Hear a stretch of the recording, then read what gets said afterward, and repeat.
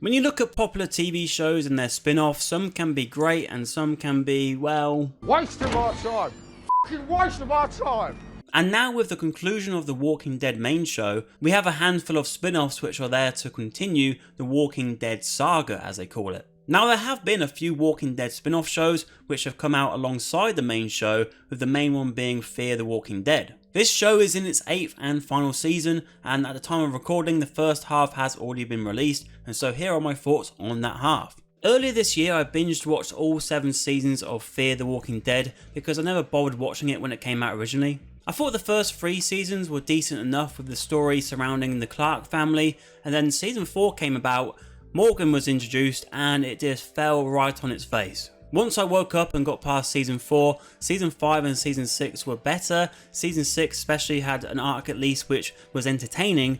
Season 7 though, that, oh my goodness, I was back to sleep with that one. And now we've got season 8, the final season. The first half has now aired and it was a struggle. I mean, there's plenty, and I mean plenty of times where I was just sat there having to suspend my disbelief about what was actually being shown to me, that the story was abysmal. Unlike previous seasons, this final one only has 12 episodes, thank the Lord.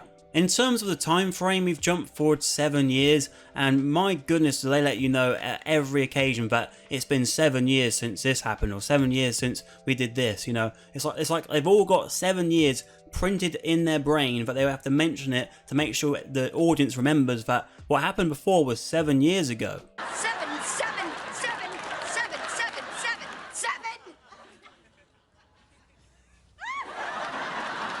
There was a hint of excitement to see Madison again in this last season, but so far she hasn't really done anything of note, and I think a lot of what's going to happen with her character will be in the last 6 episodes with Alicia, and hopefully we do get a reunion with them and the Clark family can end the show and then we can put a nice bow on it. A character we won't see in the last 6 episodes is Morgan Jones, as his story is now concluded. In the early seasons of The Walking Dead, I quite liked Morgan. You know, I got quite invested with him reuniting with Rick, and I liked the episode of him and Eastman. But since then, you know, he's joined this show, he's built some leadership abilities, but he's a bit of a boring character, I think. You know, he's got the two ends of him where, you know, he's clear or all life is precious.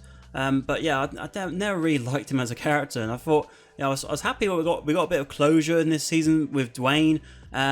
So that was fine. You know, that was just, you know, we had an episode dedicated to that in episode 4. But yeah, I'm quite happy to see the back of him. And now he wants to find Rick once again, and so the loop goes on. Oh no, not again. The lack of Victor Strand in this first half was very clear. You know, even in the bad scenes of him, he still has a bit of enthusiasm and a bit of charisma to keep you going. So yeah, he was a big miss. Let's throw in a positive just to mix things up. I thought the swamp setting was a cool setting. I think they could have done more with it still, but you know, it was better than seeing some more woodland or whatever else. So yeah, I did like the swamp setting. There was a big death in this first half, and that was Grace.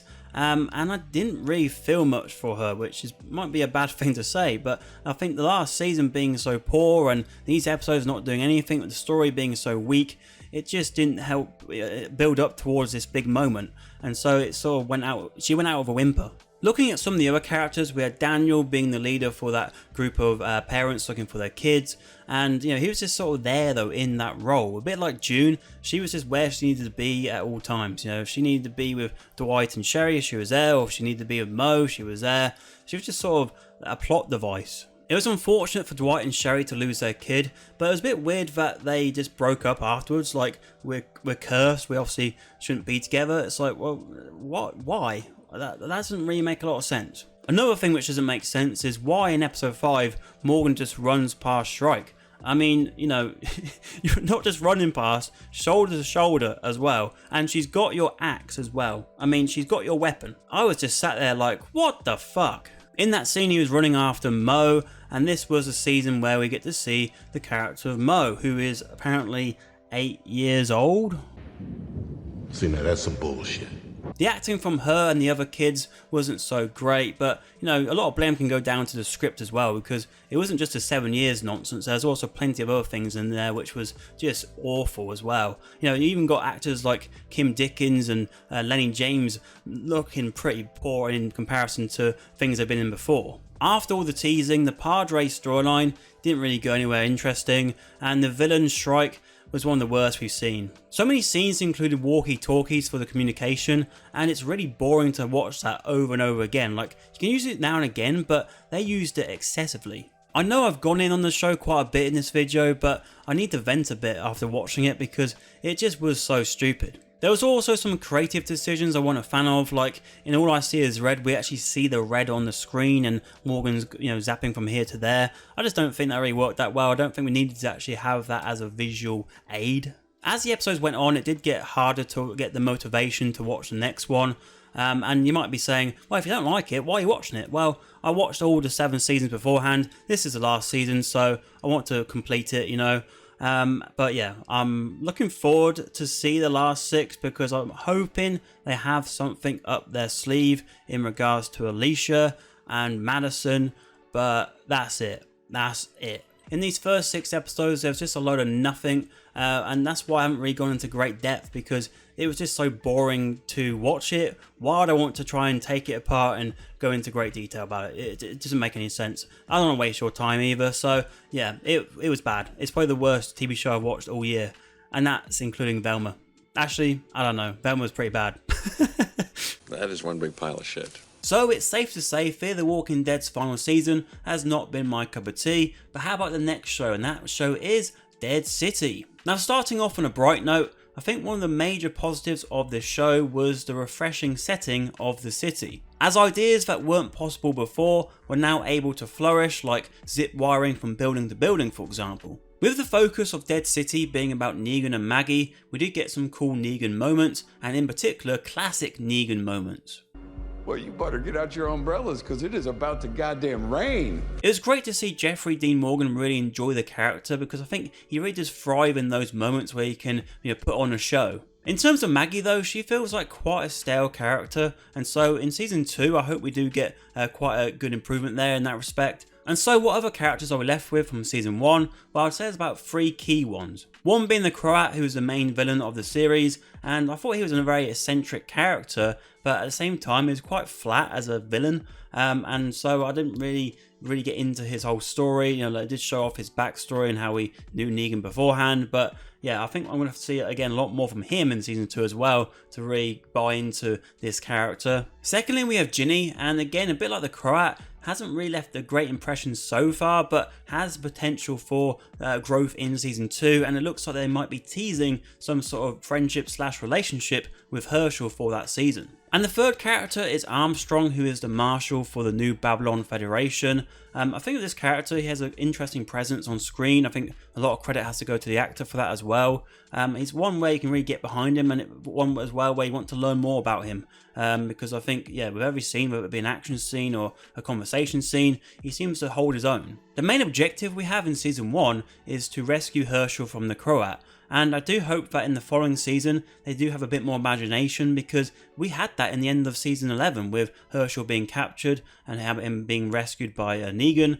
And so, yeah, I really hope going forward it's not just another rescue mission, because we've had so many of them, not just with Herschel, but also other characters in the Walking Dead series as well. With this season only having 6 episodes, it is very short when compared to the main show's 16 episode average. Now, I'm not against them cutting the episode amount, because in The Walking Dead there was plenty of filler episodes and just times where there's just fluff in there for no reason at all, but at the same time it means that the show is extra reliant on season 2, and that's why I keep mentioning it for these characters like before, because it's where it's hopefully will be fleshing out the show and what exactly the show's purpose is. Because in season 1 of Dead City, the first episode is basically just there to convince you that this whole story makes sense, but with Negan and Maggie teaming up once again. So far, I think die-hard Walking Dead fans will enjoy Dead City, because it is definitely a step up in quality from the last couple of seasons of The Walking Dead. But for the casual fan, I think there's no rush to watch this just yet, but keep an eye on it, because if it does do well in season 2, and maybe if there is a season 3 as well, then yes, this will definitely be worth binging at some point. So what is coming up next in the Walking Dead saga? Well, it is the Daryl Dixon show. Now we've only got the trailer so far, but it does have some clear similarities to The Last of Us, as it looks like Daryl is going to be escorting a young girl across France, and with France apparently being the origin of the zombie virus. Like with Dead City, they are going to have to do some convincing for this to come across as a plausible narrative, because at the moment it comes across like one of those drunk stories where you just wake up in Paris after a really crazy night out. Oh boy, he's out cold. Hey, let's write on him. From the trailer, the tone of the show looks very different to what we've seen before, and it does have a bit of an empty feeling to it, so hopefully there is enough in this show to really get our teeth sunk into. Even though Daryl did lead The Walking Dead after Rick left, there is still a question mark about him being a main character, because in The Walking Dead he had other characters we know to help support him, but here he is the main character and every other character is going to be a new one. I do really like Norman Reedus, so I do wish him well, and we'll have to see in September how well his show Daryl Dixon turns out. But the show I'm definitely looking forward to the most is The Walking Dead: The Ones Who Live. And that's because this show focuses on Rick and Michonne, and of course with Rick, he is the core of The Walking Dead. They did talk about doing Rick Grimes movies, and now we have this show instead, and it's something which has been in the pipeline for a very long time, and so I do hope they deliver, because I'm really intrigued to see what Rick's been up to this whole time. And after teasing the evolution of walkers in season 11, I do hope we get to see these in action in this show, or maybe beforehand in Daryl Dixon as well, because what I really did enjoy from that is that they made the walkers go from being a chore to actually being a threat again, and that will be hugely important to the tension of any walker orientated scenes. We've only had a brief teaser of this show, so there's not a lot to talk about just yet, but it is set to premiere in 2024. Now there's no doubt they did milk The Walking Dead, and I'm glad they finished the main show, but at the same time you could easily say they could have finished the main show a few seasons before. And I think with these spin-offs, with them continuing the Walking Dead universe here, what I want to see is something different. I mean, we saw out Dead City, it is, even though it's got its problems, it is definitely something which has a fresh feel to it, and I hope that is the same with Daryl Dixon and with The Ones Who Live. But at the same time, it has to be good. It really is essential now, because if it's not, it's just going to be seen as another way of milking the show. What was the overall point of this? They should have just ended it with the main show and left it at that, and maybe given it a bit of time at least, because there's not been any time in between for people to actually want to return to this world. AMC clearly want this series to go on as long as possible, and the next two shows in particular will be critical to see how far they can go going forward. So that's my thoughts on the current state of The Walking Dead. Let me know all your thoughts on The Walking Dead series and all the spin-offs in the comments below. But for now, if you want to see another video on screen, is a review which YouTube are recommending for you.